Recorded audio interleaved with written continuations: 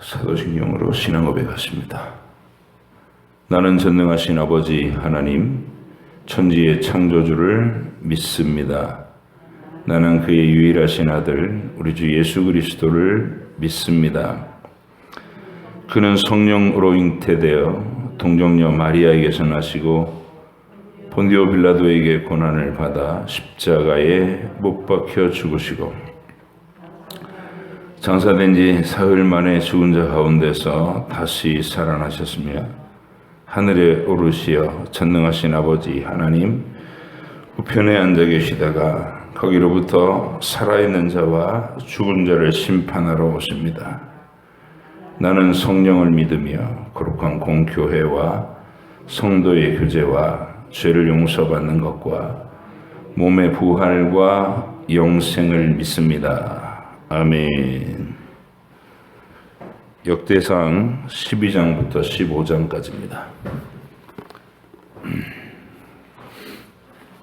12장부터 15장까지 말씀.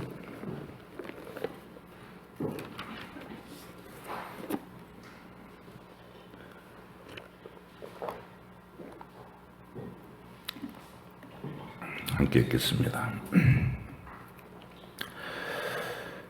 역대상 12장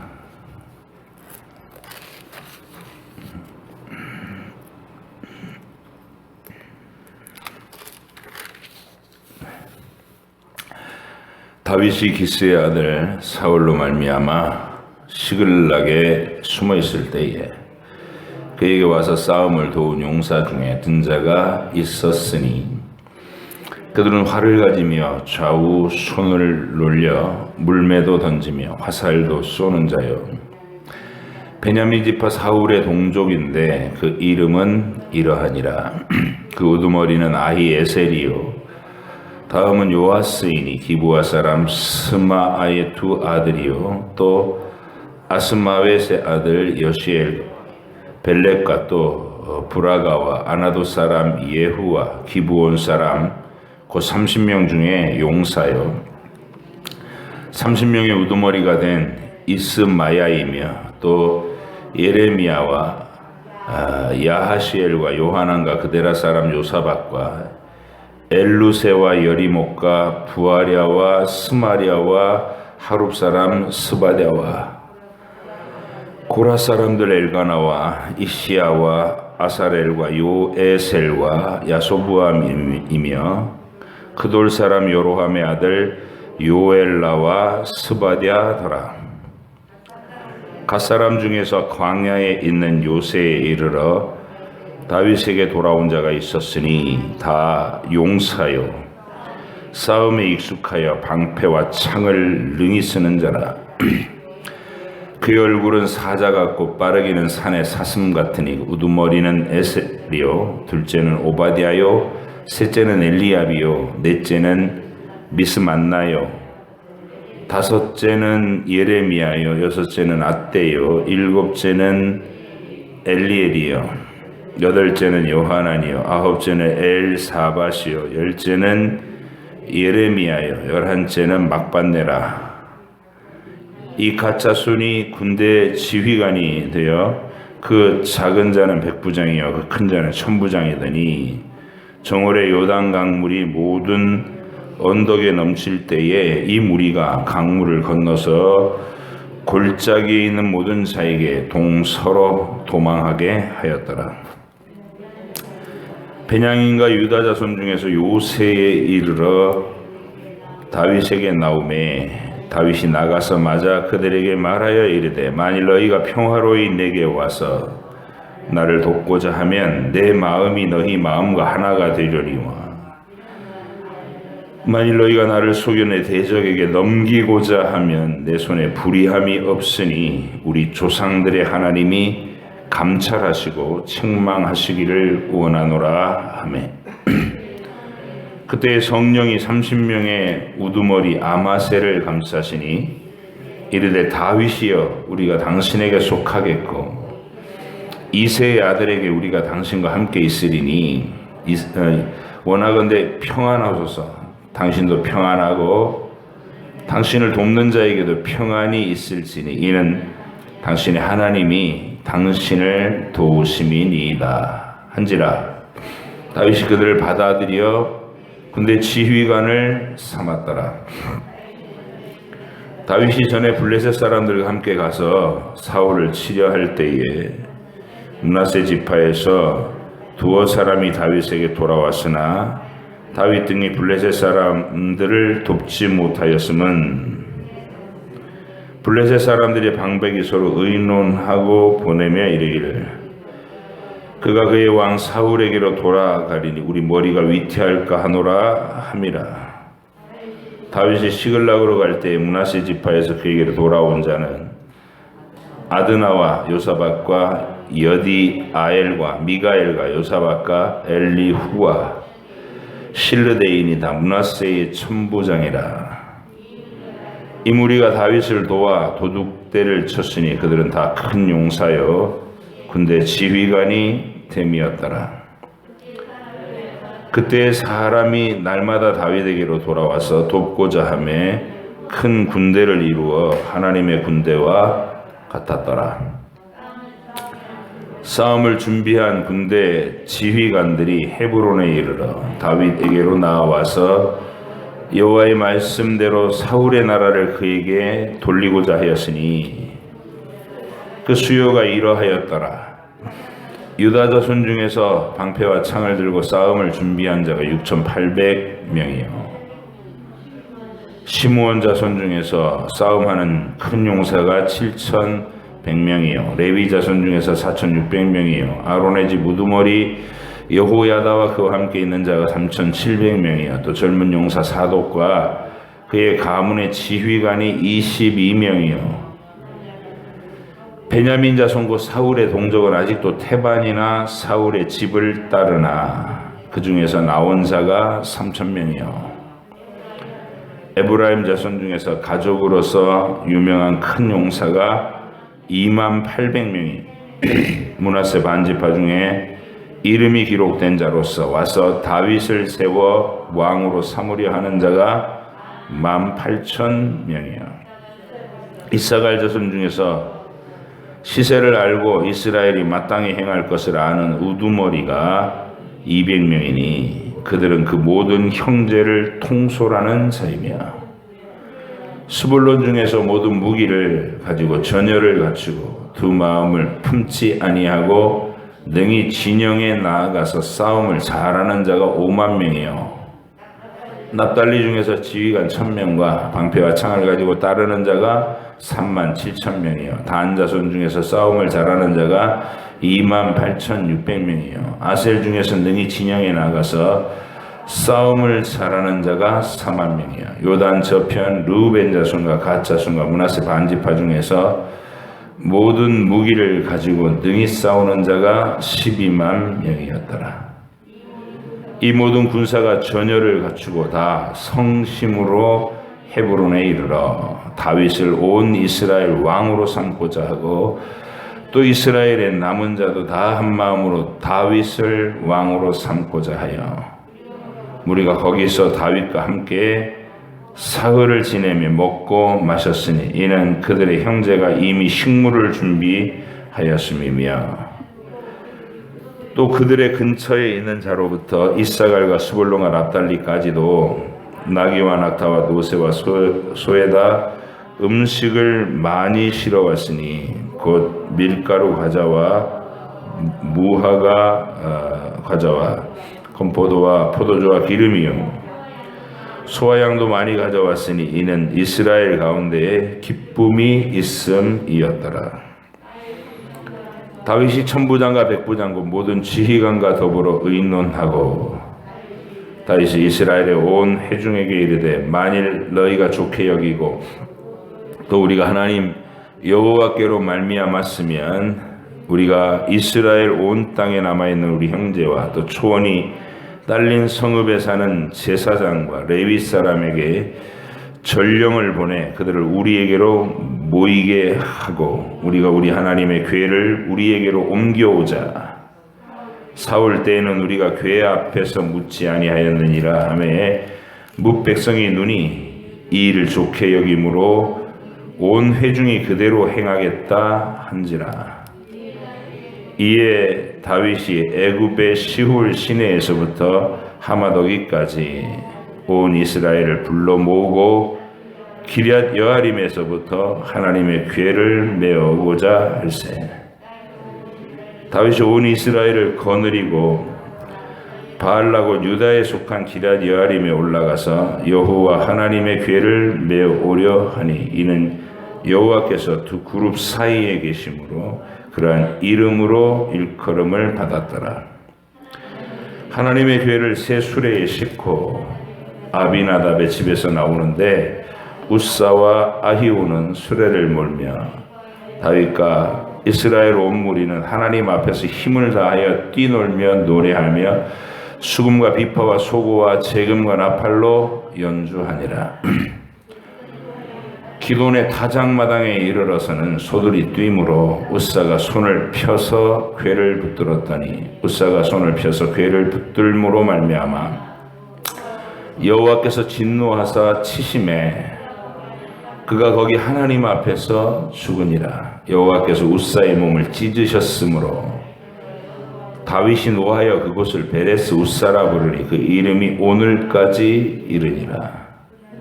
그날에 다윗이 하나님을 두려워하여 이르되 내가 어떻게 하나님의 궤를 내 곳으로 오게 하리요 하고 다윗이 궤를 옮겨 자기가 있는 다윗성으로 메어들이지 못하고 그 대신 가드 사람 오벳 에돔의 집으로 메어가니라. 하나님의 궤가 오벳 에돔의 집에서 그의 가족과 함께 석 달을 있으니라. 여호와께서 오벳 에돔의 집과 그의 모든 소유에 복을 내리셨더라. 두로왕 히람이 다윗에게 사신들과 백향목과 석수와 목수를 보내 그의 궁전을 건축하게 한지라 하였더라. 다윗이 여호와께서 자기를 이스라엘 왕으로 삼으신 줄을 깨달았으니 이는 그의 백성 이스라엘을 위하여 그의 나라가 높이 들림을 받았음을 알미었더라. 다윗이 예루살렘에서 또 아내들을 맞아 다윗이 다시 아들들과 딸들을 낳았으니 예루살렘에서 낳은 아들들의 이름은 삼무아와 소밥과 나단과 솔로몬과 입할과 엘리수아와 엘벨렉과 노가와 네벡과 야비야와 엘리사마와 부엘야다와 엘리벨렛이었더라.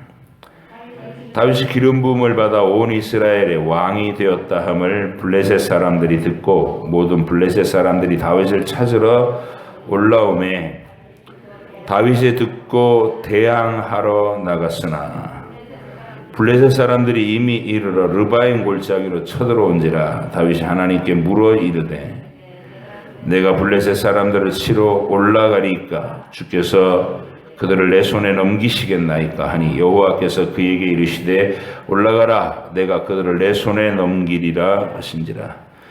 이에 무리가 바알 브라심으로 올라갔더니 다윗이 거기서 그들을 치고 다윗이 이르되 하나님이 물을 쪼갰같이 내 손으로 내 대적을 흩으셨다 하므로 그곳 이름을 바알 브라심이라 부르니라. 블레셋 사람이 그들의 우상을 그곳에 버렸으므로 다윗이 명령하여 불에 살으니라. 블레셋 사람들이 다시 골짜기를 침범한지라 다윗이 또 하나님께 묻자온데 하나님이 이르시되 마주 올라가지 말고 그들 뒤로 돌아 뽕나무 숲을 맞은편에서 그들을 기습하되 뽕나무 꼭대기에서 걸음 걷는 소리가 들리거든 곧 나가서 싸우라. 너보다 하나님이 앞서 나가서 블레셋 사람들의 군대를 치리라 하신지라. 이에 다윗이 하나님의 명령대로 행하여 블레셋 사람들의 군대를 쳐서 기브온에서부터 게셀까지 이르렀더라. 다윗의 명성이 온 세상에 퍼졌고 여호와께서 모든 이방 민족으로 그를 두려워하게 하셨더라.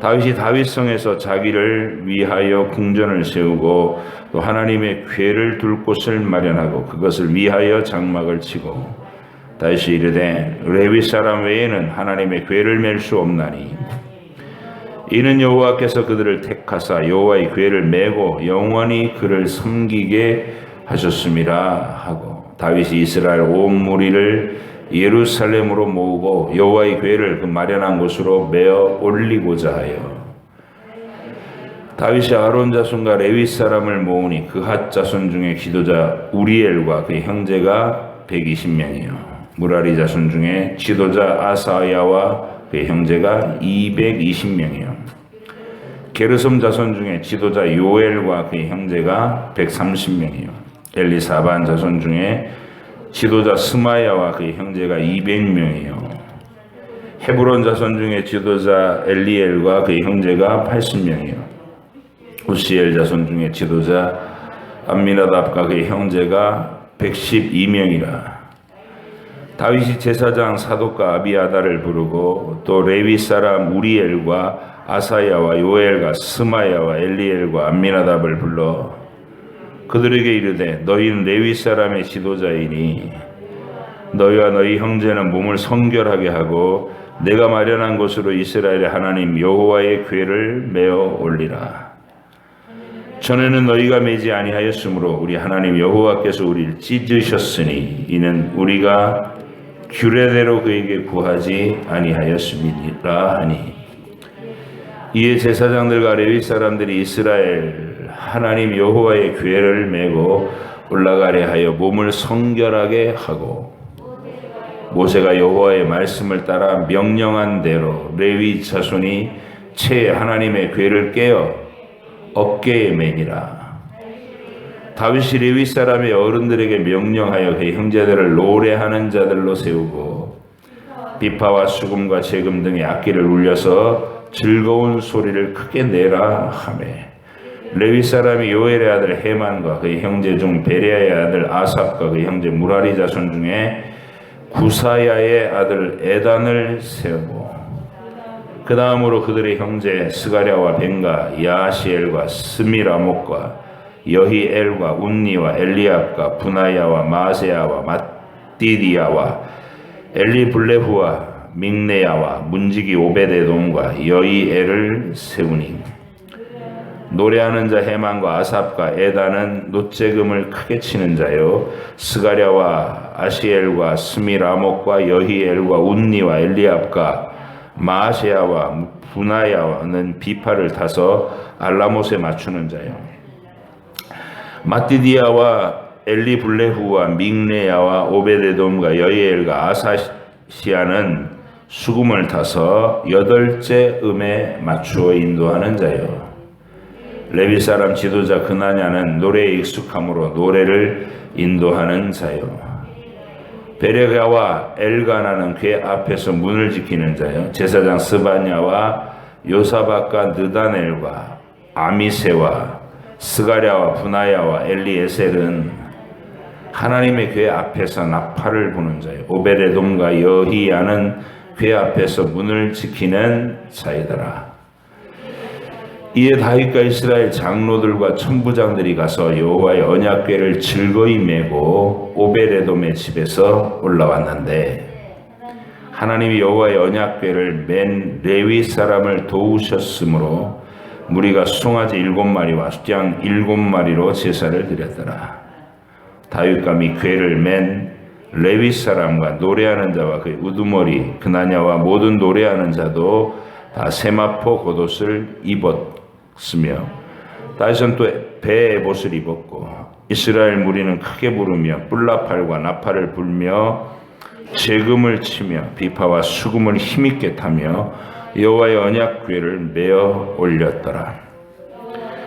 여호와의 언약궤가 다윗성으로 들어올 때에 사울의 딸 미갈이 창으로 내다보다가 다윗 왕이 춤추며 뛰노는 것을 보고 그 마음에 업신여겼더라. 아멘. 기도하겠습니다. 하나님 아버지, 다윗을 표적으로 세워서 그를 중심으로 하나님을 진리로 섬기는 무리를 모으셨고 그것이 훗날 예수 그리스도의 예표가 되어 우리가 성경을 읽을 때 다윗을 통해서 예수님의 증거를 보게 하시는 하나님의 지혜를 알게 하시고 오늘도 우리가 읽은 이 성경 본문을 통해서 하나님의 나라의 그 비밀과 뜻을 우리가 깨달으면서 하나님께서 우리의 시대, 우리의 인생에도 기대하시는 하나님의 목적과 뜻을 발견하고 순종하며 받드는 저희들이 되게 해 주시옵소서.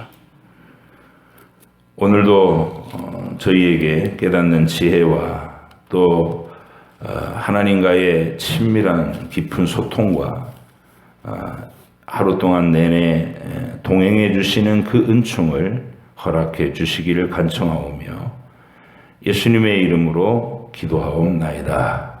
아멘. 역대기 기록자가 이 역대기를 기록한 이유는 위로와 격려라고 했습니다. 고난의 땅에서 힘든 비판과 여전히 계속해서 압박을 가해오는 지배국들의 그 지배 아래 험한 세월을 견뎌야 했고, 그런 척박한 환경에서 여전히 성전을 중심으로 한 진리를 다시 세워가야 되는 또 막중한 사명이 있는 사람들, 그 사람들을 위로하고 싶은 거예요. 이게 어떤 형편하고 똑같냐면, 초대교회도 하나님께서 복음을 맡기고 그 복음을 전파하는 주의 백성들을 핍박 가운데 두셨거든요. 그것도 자그마치 300년 동안이나 핍박의 상황에서 유대인들도 로마에서 핍박을 받았고, 또 이방인들은 유대인들의 선동과 격동을 계속해서 방해를 받으면서 이 로마 황제들이 차례차례로 그리스도인들을 핍박하는 그런 험한 시대를 살게 하셨죠. 하나님이 이 땅에 하나님의 백성들, 진리의 백성들에게 주신 그들을 올바른 믿음과 건강한 이 진리 안에 세워진 참된 믿음으로 이끄는 하나님의 지혜가 뭐냐면 핍박과 환난을 겸하여 주신 거예요. 영생의 소망, 천국의 영광을 이렇게 제시해 주시고, 너희가 그 주인공들이다 이렇게 얘기해 주시면서도 땅에서의 환경은 환난과 핍박의 상황 속에서 긴 세월을 견디게 하시는 것. 그 이유는 우리의 유익을 위해서 그런 겁니다. 하나님의 지혜입니다. 그래서 우리가 성경 안에서 그 원리를 잘 발견하면 내 인생을 바라보게 되는 관점이 열리게 되죠. 흔히들 신자가 되는 것을 우리가 편안한 생활을 하고 뭘 해도 내가 손 대는 것마다 만사형통하고 이런 식으로 장밋빛 꿈을 꾸는 사람들이 있어요. 그 이제 흔히 그런 신앙을 번영의 신학, 기복 신학, 약간 미신적인 샤머니즘적인 요소를 가지고 하나님을 바라보는 사람들. 이게 어린 신앙일 수도 있고 가라지일 수도 있고 둘 중에 하나예요.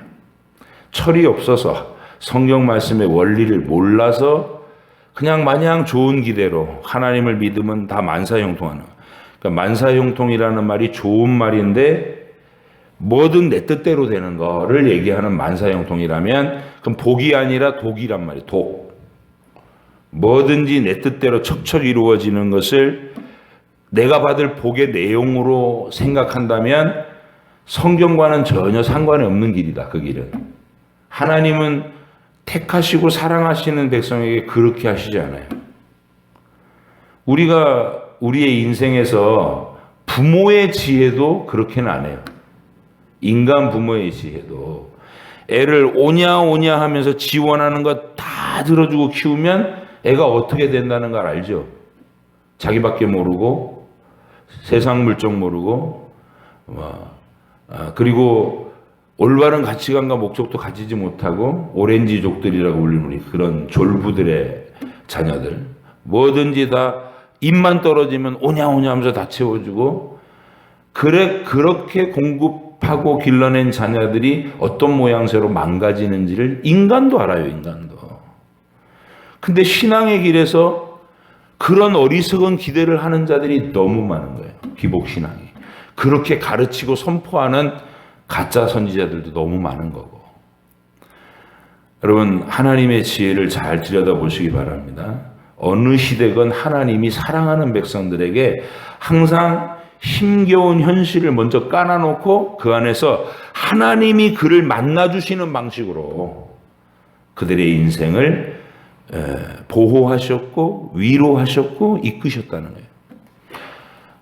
아브라함, 샘플로 뜬 아브라함도 계속 그 얘기를 하고 있는 거죠. 아브라함도 왜 잘 살고 있는 그를 고향과 친척과 아버지의 보호 아래서 빼내시냐고요. 박탈하시는 거거든. 이게 박탈. 내가 좋아하는 환경, 내가 좋아하는 스타일, 내가 좋아하는 분위기, 그걸 포기시키는 거예요. 자아를 깨뜨리는 거라고. 그리고 내가 지시하는 땅으로 가라. 갔더니 정말 견디기 어려운 기근이 있고 살벌한 이 죽음의 위협이 있고, 그게 그런 상황 속에서 아브라함에게 하나님이 기대하시는 것은 내가 여기 있다. 내가 네 좌우 전후 좌우 너를 항상 두르고 있고 지키고 있고 보호하고 있다. 두려워하지 마라. 그리고 나와 소통하자. 이 신앙의 토대요. 복된 환경에 우리가 복이라고 부를 수 있는 가장 실체다. 성경에서 여러분 그걸 발견해야 되는 거예요. 복의 실체는 나와 소통하기를 원하시는 살아계신 하나님. 내 사랑의 고백을 받고 내 충성의 행위를 보고자 하시는 우리 하나님의 기대. 여러분이 그 하나님은 잊어버리고 내 뜻대로 되는 만사형통을 추구하면 그건 하나님을 섬기는 게 아니라 내 욕망을 섬기는 우상 숭배적인 여로보암의 길이 되는 거예요. 금송아지 만들어 놓고 이게 하나님이라고 우기는 거. 그게 여로보암의 길입니다. 그래서 우리는 역대기에서 그런 환경을 또 보는 거예요. 하나님 역대기의 대상자들은 포로에서 돌아온 땅은 안락한 예루살렘이 아니라 폐허가 된, 전쟁의 폐허가 된 예루살렘인 거예요. 거기서 이 사람들이 뭘 해야 되냐면 성전을 재건하고 하나님의 구원의 진리를 계속해서 역사 속에서 이어가야 될, 회복시켜야 될 책임이 있는 시대. 우리도 그렇습니다. 여러분이 여러분의 인생이라고 하는 현실의 무게를 견디면서 복음을 책임져야 되는 거예요. 예수 그리스도의 복음. 하나님이 그 아들을 십자가 위에서 제물로 화목 제물로 내놓으시고 우리를 영원히 자녀 삼기를 원하셨다는 그 위대한 복음을 내 평생의 모든 힘을 다해서 증거하고 드러내고 섬기고, 그리고 그 복음을 온 세상에 선포하는 기관으로서의 교회를 각처에서 든든히 세우는 일에 여러분의 인생을 쏟아붓는 거, 그게 하나님의 뜻이라고요. 여러분의 인생에 야망이 먼저 있는 게 아니라 하나님 나라와 교회가 먼저 있는 거예요. 그래서 교회 중심으로 삶을 살아라. 이런 게 전부 이 성경을 읽으면, 역대기를 읽을 때 배경 안에서 이해해야 되는 가장 큰 원리예요. 이게 참 모든 시대마다 험난한 삶을 맡기셨고 우선순위를 하나님의 나라, 교회 중심의 삶에 두게 하셨구나. 공동체 중심의 삶에 두게 하셨구나. 이걸 깨달으셔야 돼요. 유럽에서 천주교가 성경을 떠난 이 거짓 신앙으로 1000년 동안을 이 진리를 어지럽혔을 때 16세기에 동시다발적으로 각국에서 개혁자들이 일어나게 했어요. 그게 기적입니다. 그 이전에도 산발적으로 성경을 로마 카톨릭의 권력이 성경을 못 읽게 했잖아요. 근데 목숨을 걸고 성경을 읽은 사람들이 각 시대에 있었어요. 근데 발각돼서 한두 명일 때는 발각돼서 화형당했어요. 이게 이제 종교개혁 이전의 개혁자들이에요. 성경을 읽고 로마 카톨릭이라는 그 제도 아래서 진리를 깨달은 사람들. 그 사람들은 잡혀서 죽었어요. 근데 16세기 종교개혁의 특징은 그게 각 나라에서 동시다발적으로 일어나는 거예요. 하나님이. 그래서 이제 더 이상 로마 카톨릭이 한 번에 이게 박멸시킬 수 없을 만큼 대등한 세력으로 확 일어나 버렸어요. 그리고 인쇄술을 구텐베르그라는 우리가 세계사를 배울 때 꼭 외우는 인물이잖아요. 인쇄기를 발명한 사람이라 그래가지고. 근데 그게 알고 보니까 하나님의 도구였어요.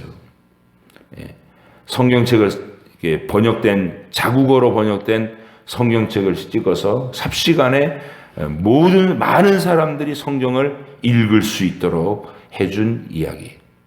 그래서 형성된 것이 다시 종교개혁 시대에 로마 카톨릭의 무서운 핍박을 받는 유럽의 하나님의 교회가 또 형성된 거예요. 핍박받는 가운데 목숨을 걸고 성경의 진리를 추구한 무리들. 우리가 그 후예인 거예요. 그리고 그들은 종교의 자유를 얻기 위해서 삶의 터전을 다 버리고 목숨 걸고 대서양을 횡단했어요.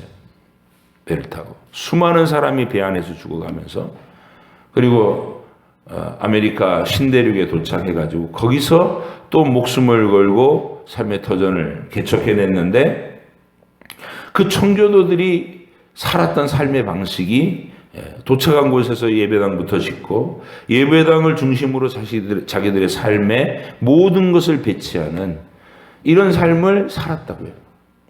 그걸 하나님께서 인류의 역사 속에서 매 시대마다 그런 열심을 가진 자들을 일으키셨고 그들에게 공급하시는 게 이 말씀인 거예요. 너희는 시시한 존재가 아니다. 가난과 궁핍과 핍박과 고난을 견뎌야 되지만 너희는 결코 약한 자들이 아니다. 망할 자들이 아니다. 너희는 영생의 주인공들이며 영원한 나라를 상속받아야 될 나의 상속자들이다. 라고 얘기해 주시는 거예요. 그게 역대기의 기록이다. 오늘은 그 역대기의 기록이 이제 이름으로 나열되던, 왜냐하면 너무 많은 이야기니까 창세기로부터 역대기 기록자가 그 하나님 나라의 영광의 핵심, 그러니까 이제 이 역대기 기록자의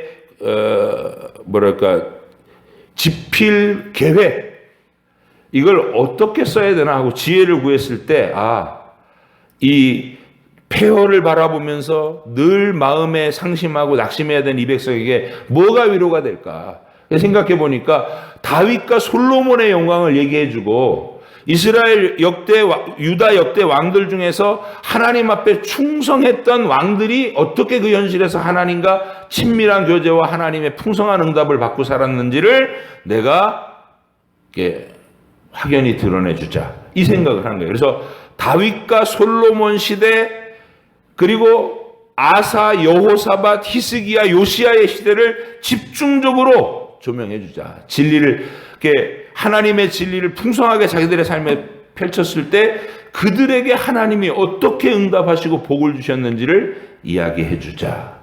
이게 집필 의도예요. 그래서 그 얘기를 저 태초부터 창세기로부터 막 해오려면 너무 길어. 그래서 거긴 전부 이름으로 끝낸 거예요. 이름으로 쭉.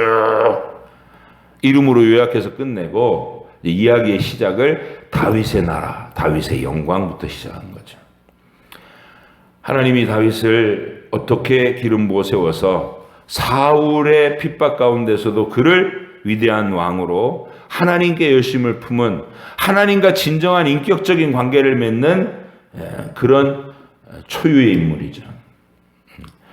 권력을 가졌으면서도 아브라함은 개인적으로 깊이 하나님을 만난 이 구원의 샘플이고 믿음의 조상이라고 부르는 거예요.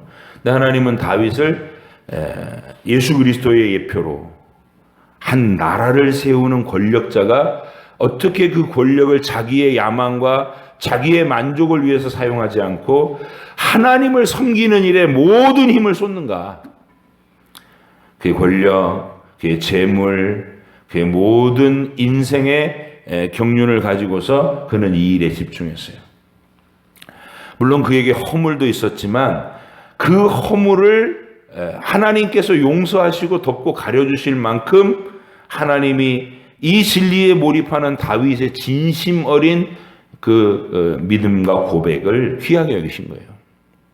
그래서 우리는 오늘 읽은 본문에서 다윗과 그를 중심으로 한 다윗의 나라, 그 다윗의 믿음에 동참한 그의 동료들의 이름, 그걸 본 거예요. 어저께 11장하고 오늘 12장은 바로 그 다윗과 함께 하나님의 나라를 세웠던 위대한 동역자들의 이름을 쫙 나열해 주고 있어요. 역대기에서 보여주는, 물론 열왕기에서도 잠깐 언급됐지만 이 다윗의 나라에서 다윗의 동지 얘기할 때는 처음 다윗에게 목숨 건 충성을 바치는 전설적인 세 용사, 첫 3인이라고 불러요. 첫 3인. 이 사람들은 다윗을 위해서라면 자기들의 생명을 아까워하지 않는, 그러니까 진짜로 다윗을 사랑했던 자들이에요. 왜냐하면 그가 다윗이 하나님을 사랑하는 그 믿음과 고백에 자기들도 동참하고 그 진리가 너무나 귀중하다는 걸 알기 때문에 다윗이 깃발을 들고 앞장서 걸어주는 그 모습이 너무나 감격스럽고 사랑스러운, 그래서 그에게 목숨을 건 충성심을 보여드리는, 그러니까 장차올 그리스도의 예표로서 다윗을 나의 주, 나의 왕 이렇게 섬기는 자들이, 이게 첫 3인. 근데 그 세 사람이 얼만큼 다윗을 사랑했는지를 보여주는 에피소드로 성령께서 가려 딱 뽑은 게 베들레헴 우물가에 우물물을 길어온 거. 블레셋이 점령하고 있는데 다윗이 이렇게 그 자기 고향 땅을 바라보면서 안타깝죠. 자기 고향이 지금 블레셋 적군에게 점령당해 있으니까 누가 저 베들레헴 우물의 물을 마시게 할꼬 하고 혼잣말을 했다. 혼잣말을. 근데 사랑하는 부관들이니까 3명이 늘 옆에 있었단 말이죠. 그걸 들어요. 다윗의 혼잣말을 듣고 다윗에게 보고도 안 하고 적진으로 침투에 들어간 거예요. 목숨을 건 행동이죠. 그리고 물을 떠오는 거예요. 다윗을 위해서. 근데 그거를 받아든 다윗이 또 고백도, 다윗의 고백도 대단해요. 이건 이 사람들이 생명을 걸고 온 피다, 이게 피. 이 사람들의 생명이다. 내가 어떻게 이 물을 마시겠는가. 인간으로서 받을 만한 예우가 아니다는 얘기가. 이건 마땅히 하나님께 드려져야 될 헌신과 예우다. 그래서 그 물을 하나님께 드려요. 자기가 안 마시고. 내가 어떻게 이 사람들의 피를 마실까? 이 생명인 피를 마시겠느냐. 이러면서 하나님께 부어드렸다. 이렇게 돼. 그러니까 둘 다 멋있는 거예요. 다윗을 통해서 하나님을 바라보는 이 세 사람의 용사의 뜨거운 사랑과 충성심도 멋있고, 그를 통해서 또 하나님께로 그걸 다 돌리는 다윗도 멋있고, 이 원리를 잊지 마시라. 사실은 한 교회 안에서 우리 교회를 이끌어가는 목사와 또 성도 여러분들이 이런 관계가 되기를 원합니다. 서로 극진히 사랑하고 또 하나님 중심으로 함께 서 있는 그런 모습을. 그래서 이제 그 이후로 30명의 용사가 있고요. 그 다음에 오늘 읽은 12장 본문에서는 아직 사울이 시퍼렇게 살아서 다윗을 막 핍박하고 쫓아다닐 때 하나님이 기름 부었다는 측면에서는 이미 왕이지만 아직 아무도 다윗의 머리에 왕관을 씌워주지 않고 오히려 사울은 현실의 왕관은 사울이 쓰고 있고 사울이 다윗을 죽이러 다니던 그때, 이게 무엇과 비슷하냐면 예수님의 초림문과 비슷한 거예요. 이미 주님은 왕으로 오셨는데 우리를 구원하기 위해서 심판의 왕관을 쓰고 오시는 게 아니라 초라한 모습으로 아무도 알아봐주지 않는 가난하고 궁핍한 모습으로 우리 곁에 오셨다고요. 그리고 우리를 위해서 십자가의 길을 걸으시는 초림의 주님. 다윗이 사울에게 쫓기는 그 긴 세월이 필요했던 이유는 다윗 개인을 연단시켜가는 과정도 필요했던 거지만 이런 예표적인 기능도 있는 거예요. 하나님의 나라가 어떤 방식으로 이 세상에 임할 것인가. 우리 주님은 지금 알아보는 사람들에게만 경배를 받으시는, 마치 세용사처럼, 그죠? 그를 알아보는 신앙 고백을 가진 제자들과 하나님의 말씀을 통해서 예수 그리스도를 영접한 이 땅의 하나님의 백성들에게는 우리 주님은 이미 왕이시고 마땅히 경배받으시고 목숨을 드려도 아깝지 않은 나의 전부이신 분이에요. 그게 주님과 우리의 관계죠. 주님 우리를 뜨겁게 사랑하시고,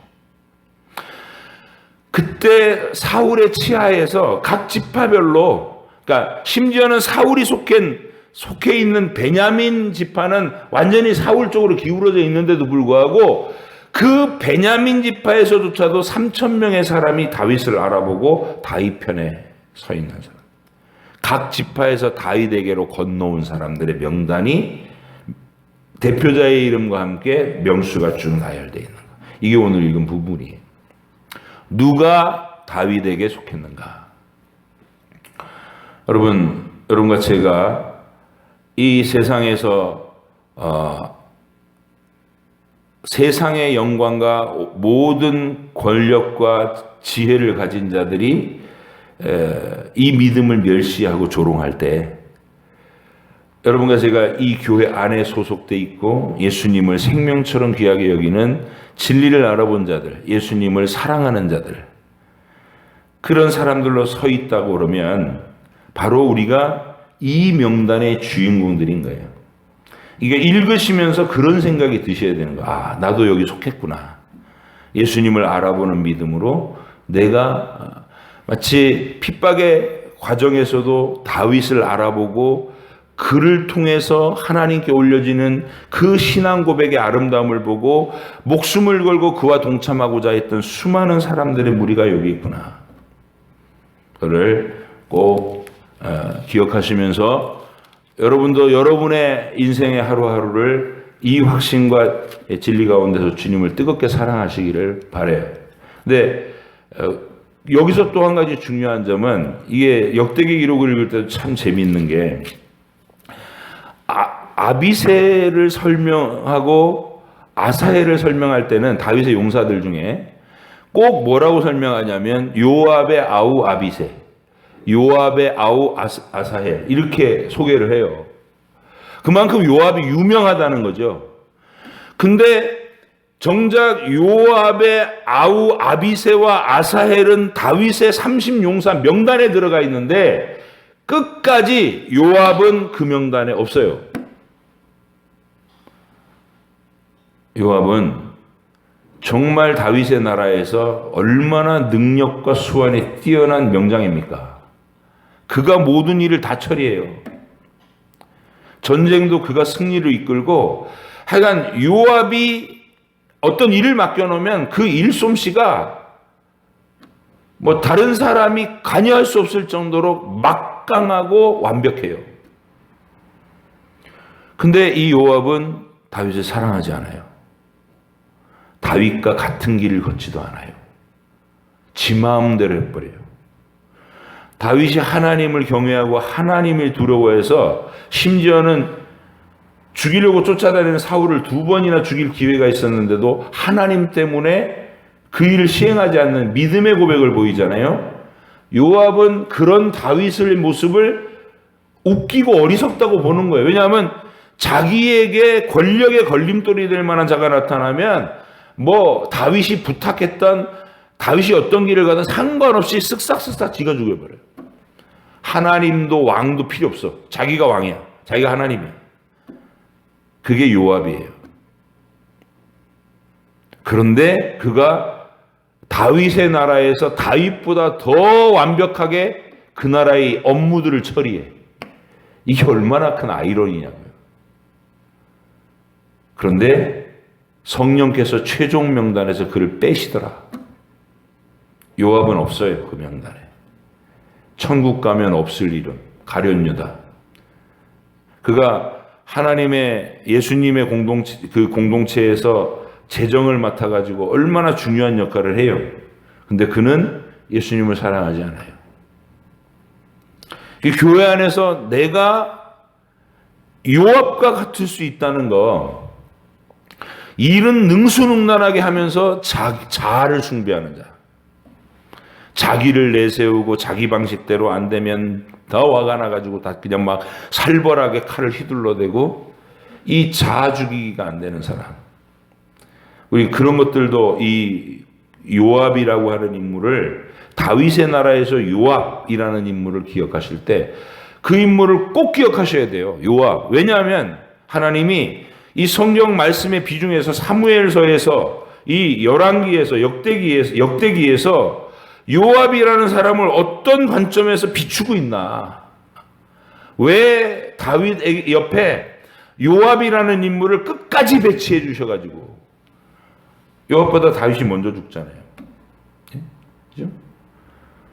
그리고 나서 요압은 솔로몬에 이르러서야 겨우 처리할 수 있게 돼요. 다윗은 자기가 요압을 처리하기에는 힘이 부족했어요. 이게 전부 예표입니다. 최종적인 주의 재림의 날이 오면, 심판의 권능을 가지고 오시는 주님은 모든 무릎 꿇지 않는 자들을 무릎 꿇릴 거예요. 요압은 그때 무릎 꿇은 거예요. 하나님께서 하나님의 교회를 세워가실 때 어떤 방식으로 그 신앙 고백을 가진 자들을 가려내셨는지, 쫓겨다니는 다윗을 미리 알아보고 그에게 속했기를 원했던 수많은 각 지파에서 빠져나온 사람, 사울의 나라에서 빠져나온 사람들의 선택을 기억하시고, 다윗 옆에서 온갖 능수능란한 일을 잘하면서도 다윗의 나라에 결코 속하지 않았던, 못했던 요압이라는 비극적인 인물을 꼭 기억하셔서 우리의 신앙의 중요한 교훈으로 삼아야 될 줄로 믿습니다.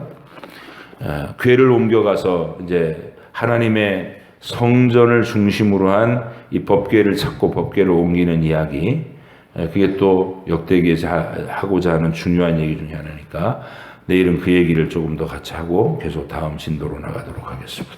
기도하겠습니다. 하나님 아버지 감사합니다. 하나님께서 다윗을 세워서 구원의 진리를 이 땅 위에서 펼쳐나가는 특별한 민족, 그 기틀을 마련하라고 그를 왕으로 세우셨습니다. 그 다윗의 왕가가 하나님을 경외하는 믿음의 왕가가 되었고, 그 끝에 하나님의 아들이 구원자로 이 세상에 오시는 예언의 성취가 있는 것을 우리가 압니다. 하나님, 그 다윗의 나라를 세우기 위해 함께 동역했던 위대한 동역자들을 우리가 기억하게 하시고, 우리도 이 땅에서 아직 화려한 광채를 입지 않은 이 영광의 복음을 미리 알아보고 그 주님께 속하기로 결단하고 인생을 살아가고 있는 귀한 하나님의 동역자들을 오늘도 주님이 기억하시고 기념해 주실 줄 믿습니다. 깊은 교제를 이루 허락해 주시고 오늘도 주님과 친밀한 걸음으로 동행하는 하루를 허락해 주옵소서. 감사드리며 예수님의 이름으로 기도합니다. 아멘. 하늘에 계신 우리 아버지 이름을 거룩하게 하시며 아버지의 나라가 오게 하시며 아버지의 뜻이 하늘에서와 같이 땅에서도 이루어지게 하소서. 오늘 우리에게 일용할 양식을 주시고 우리가 우리에게 잘못한 사람을 용서하여 준 것 같이 우리 죄를 용서하여 주시고 우리를 시험에 빠지지 않게 하시고 악에서 구하소서. 나라와 권능과 영광이 영원히 아버지의 것입니다. 아멘.